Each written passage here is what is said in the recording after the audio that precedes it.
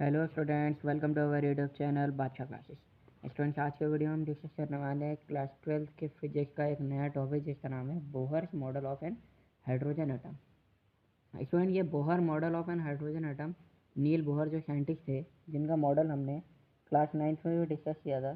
ठीक है, इन्होंने जो क्लास 9th में जो मॉडल दिया था, क्लास 12th में उसे मॉडिफाई कर दिया गया है hydrogen atom, Bohr model of an hydrogen atom. इन्होंने हाइड्रोजन एटम के बारे में मॉडल प्रपोज किया था। देखो, इन्होंने क्या कहा था, Bohr proposed that planetary model but later on assumption concerning the electron was made. Bohr ने एक प्लेनेटरी मॉडल दिया था ये, ठीक है। उसके बाद में उन्होंने कुछ एजम्पशन दिए थे इलेक्ट्रॉन के बारे में कि इलेक्ट्रॉन कैसे बना, किसने बनाया।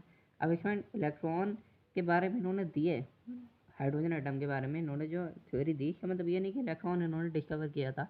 इलेक्ट्रॉन किसने डिस्कवर किया था? इलेक्ट्रॉन किया था जे थॉमसन ने। 1897 में जे थॉमसन ने इलेक्ट्रॉन को डिस्कवर किया था। ठीक है फ्रेंड्स, अब इनका नेक्स्ट एग्जाम्पशन हम देखते हैं।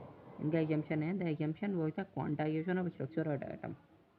इन्होंने एटम के स्ट्रक्चर के क्वांटाइजेशन के बारे में इन्होंने ये बताया कि एटम का स्ट्रक्चर कैसा होता है। ठीक है, उसका क्वांटाइजेशन वगैरह इन्होंने वो सब थ्योरी इन्होंने डिस्कस की। ठीक है, अब देखो अगला क्या है हमारा, Bohr proposed that electron orbited around the nucleus. Bohr ने यह बताया कि जो इलेक्ट्रॉन है वो न्यूक्लियस के अराउंड ऑर्बिटेड करेगा। ठीक है, ऑर्बिट यानी कि और शेल्स, और हम कह सकते हैं और shells with the fixed radius. ठीक है, ऑर्बिट यानी कि मतलब रिवॉल्व करेगा न्यूक्लियस के अराउंड, यानी कि ये मान लीजिए न्यूक्लियस हमारी, इसके अराउंड हमारा इलेक्ट्रॉन जो होगा वो हमारा रिवॉल्व करेगा। ठीक है, अब देखो यार अगली क्या है हमारा, जो रेडियस, फिक्स रेडियस ये बात कर रहा है ना, फिक्स रेडियस है क्या? देखो ये है हमारा आर एन इक्वल टू में N square multiply by R into में 1। ठीक है, आर एन यानी कि किसी भी नंबर ऑफ, किसी भी एन यानी कि हमारा कोई भी पॉजिटिव इंटीजर है, हमारा एन जो है हमारा कोई भी पॉजिटिव इंटीजर है।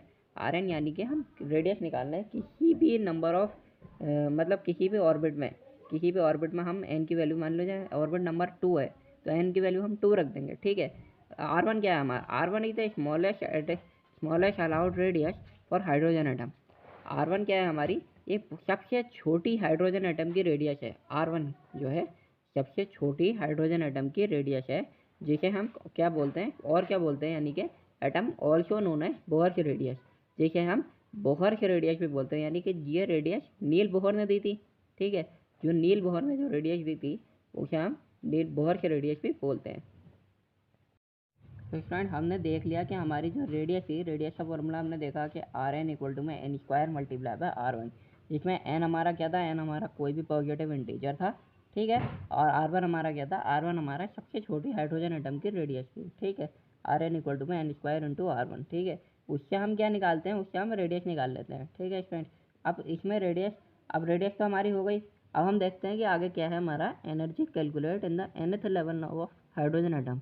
nth लेवल यानी कि n तो हमने देख लिया कि कोई भी एक पॉजिटिव इंटीजर है, मगर nth लेवल का मतलब क्या हुआ कि कितने नंबर ऑफ शेल्स में, यानी मान लो अगर मैं कहूँगा 2 में, नंबर ऑफ 2 में कितना होगा, नंबर ऑफ शेल 2 है हमारा, तो 2 में हाइड्रोजन एटम में, 2 हाइड्रोजन एटम में हमारी एनर्जी कितनी आएगी।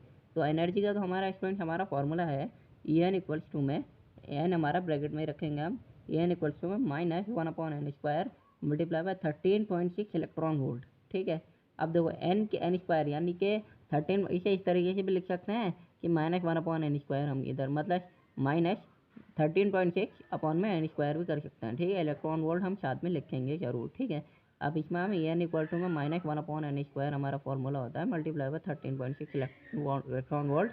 और इसमें अगर हमारे पास एनर्जी कैलकुलेट करने को आएगा, मान लीजिए हमारा न्यूमेरिकल में आया कि सेकंड ऑर्बिटल में हमारा बताओ कि एनर्जी हमारी कितनी होगी, तो एन की जगह पे हम 2 लिख देंगे, और मान लीजिए 2, 3, 4 जो भी हमें वैल्यू दी गई होगी उसमें हमें ये मतलब जो भी हमें वैल्यू दी गई होगी एन की जगह पे हमें वो पुट कर देनी है। ठीक है, और जो एन की वैल्यू हम यहाँ पे पुट करेंगे वही एन की वैल्यू हम यहाँ पे भी पुट करेंगे। ठीक है, यानी कि यहाँ पे मैं लिखूँगा, अगर सेकंड ऑर्बिट में अगर मुझे निकालनी है तो यहाँ पे मैं एन की वैल्यू यहाँ पे 2 लिखूँगा, तो यहाँ पे आएगी E2 इक्वल्स टू में -1/n² multiply by 13.6 electron volt. ठीक है फ्रेंड्स, उम्मीद है सब समझ में आ ही गया होगा आपको।